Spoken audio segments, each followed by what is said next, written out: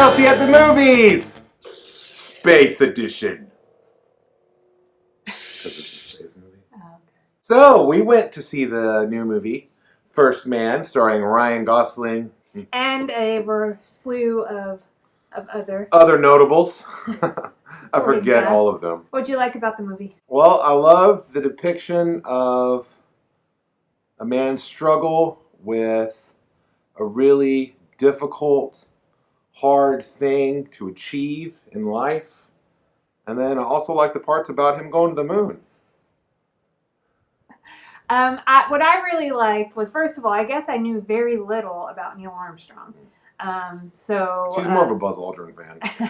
I knew very little about him as well. But what I really liked about this movie was it was clear that the movie makers had a priority that this movie was going to be realistic. Mm. So it was realistic for the time period that was set in, which was the 60s, and then all the experiences of the characters throughout the movie. Everything was just meant to be very realistic. Very authentic. Yeah, I like what you said there. Like, so the husband and wife dynamic was very 60s. It wasn't, they didn't try to take any of today's values or beliefs and thrust them back into time about these characters, which is fine if you do that in fiction, but this was a movie that wanted to be historically accurate, I think, and that was welcome. And so all the interactions with the family and people were all really realistic, and then of course all the things associated with the mission were also, they stuck to keeping it very real. Was there anything you did not like about the movie?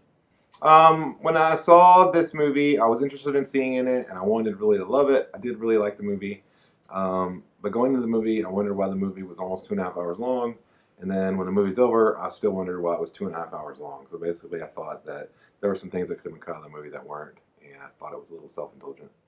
Yeah, so the movie was a little long. When the trailers came out for this movie, for some reason, I just wasn't very interested in seeing it, which is surprising because who doesn't like biographical movie? Like, I love biographical movies. Or better yet, which Rachel McCarson doesn't like biographical movies? Because when I saw the trailer, it was like, this is a Rachel movie, you know? But I really wasn't interested, and so to speak to, what I liked about it was how realistic it was. I think that's also what made it not as exciting, because it was very real. It was just something where if you made it more fictional, you might put things in it to make it more exciting. Yeah. And so, maybe that's what I sensed in the trailers. It's what was actually true in the movie. So I did like it, but it was a quiet movie is how I would describe it. While dealing with very big things, it was a quiet movie. And when just what you said, imagine same movie, everything is exactly the same, and then at the end of the movie when he's standing on the moon, if Ryan Gosling just came out and he was like, what would have happened? I don't know, but it would have been awesome. That might say more about me, that maybe my taste or whatever in movies could stand to mature a little bit. It's your favorite time! Rachel, go, wait, or skip! I say go. Okay. I'm also going to say go. It was a really good movie. I enjoyed myself there. I wasn't bored for the most part, and I really liked most of the movie. Yeah, I was just concerned that I knew so little about the mission to putting a man on the moon, and I feel like to honor all the work that went into that people should go and see it.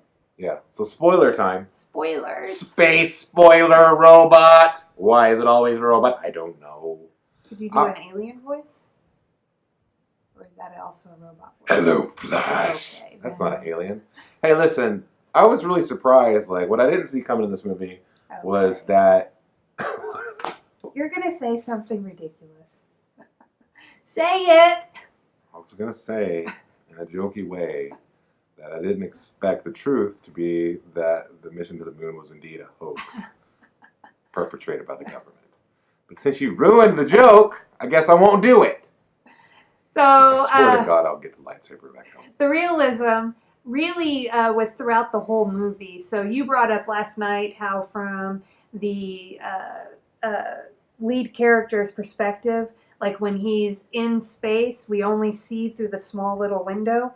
We didn't get a ton of wide, expansive shots. So I remember we chose to go see this in IMAX because I was like, oh, let's go see an IMAX because it's a space movie. But you could have watched this movie on your phone, y'all. Yeah, it's not necessary to see it. Not even an iPhone Max. I mean, like a regular iPhone. But also the like family relations. So at one point, like Kelsey's like, "Gosh, that kid is just like insufferable." Like one of their children. But that's like real life. Yeah, real life kids aren't like super like jokey and making jokes with adults and making connections. Or like super like, oh, I'm so lovable and cute. That's not true. Like you know it's not. Most kids are just doing like silly things, and like we love children, but they're not always making adult connections. Yeah. And a lot of times in TV and movies, like the kids are just little adults. Or the little or they're like really like in touch with the situation. Yeah. What's going on in emotion in this movie? All these things were happening, and the kid's like, "Can I go simply?" Yeah, and that's like it is in real life. Yeah, yeah. Which is like fine. They're kids. They're supposed to be like that. Dies and they want to play outside. Yeah. You know, like. So even, and then they showed like interactions between like neighbors, like having dinner together, and just some of the like kind of mundane like stories that aren't like, you know, you wouldn't write in a script, but this was real. So they really kept that throughout the whole movie, which I really respected. That's what it was. Yeah, and I thought this was a really excellent film. Again, I think that they really stuck to the historical perspective. What it took to get there, but also who these people were, and I really liked that. They didn't make the characters, the main character, of course, Neil Armstrong, but also the surrounding characters. I don't think they tried to make them fit any kind of character. Like archetype or something. I think that this was this seemed like a portrayal of this is who Neil Armstrong was, and he was very particular and just a different kind of guy, and I love that they did that. Also love this movie in a way because it dealt with a very important issue in the world. And like I said at the beginning, I alluded to this being like the most important mission of his life. Right, but that wasn't the moon landing. The most important thing for the character, for Neil Armstrong, was getting over the death of his daughter, who I guess had some kind of cancer, and she died really young. And that's how the movie starts. And then anybody who's been in any kind of grief situation, doesn't have to be the death of a child, which I, of course, wouldn't even know how to fathom. I don't have children. But any kind of grief of loss of anybody that you can think of has been in that position where, like, you don't know what to do, and you feel, and like his way of dealing with that was to withdraw. And so many of us do that. And he withdrew from his family, from his other child, and even from people around him, and that was a big part of the movie.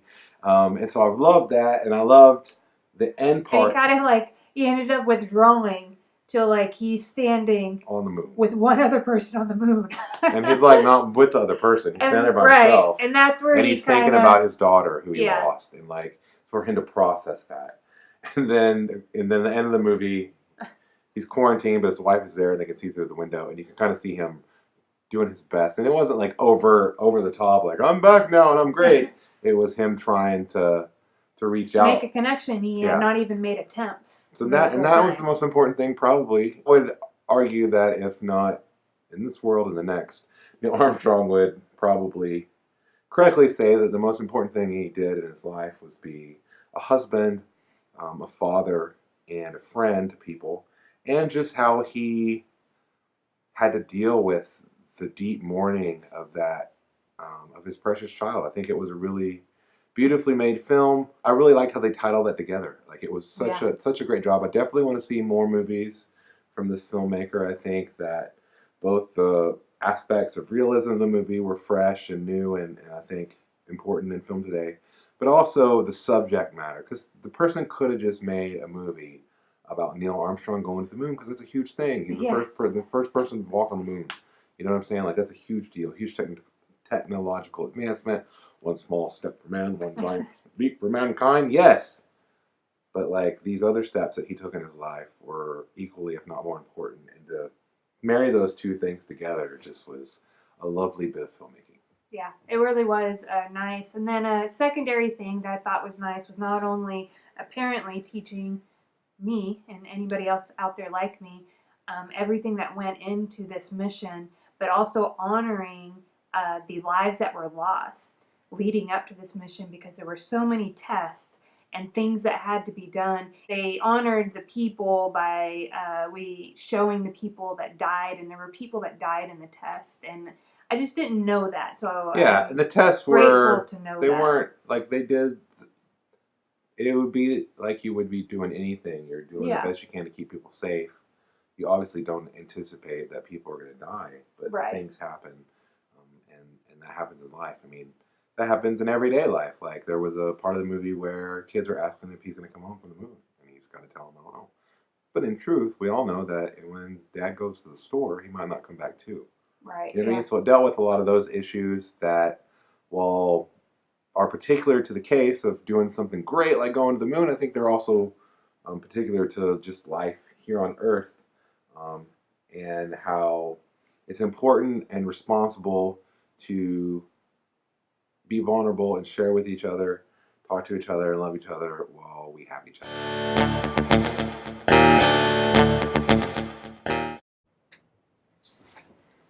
You want to do something by yourself? That's not accurate. You're getting ahead of the curve. Anyway, okay. Sorry. Just cut my leg off. Kiss me. Okay. Do it now. All right. What do you want? That's that now. I'm not ever going to use that. It's just like our spacing. You don't have to make a weird face. Oh. You can just, okay. Just move to the middle or move over to the right. Good.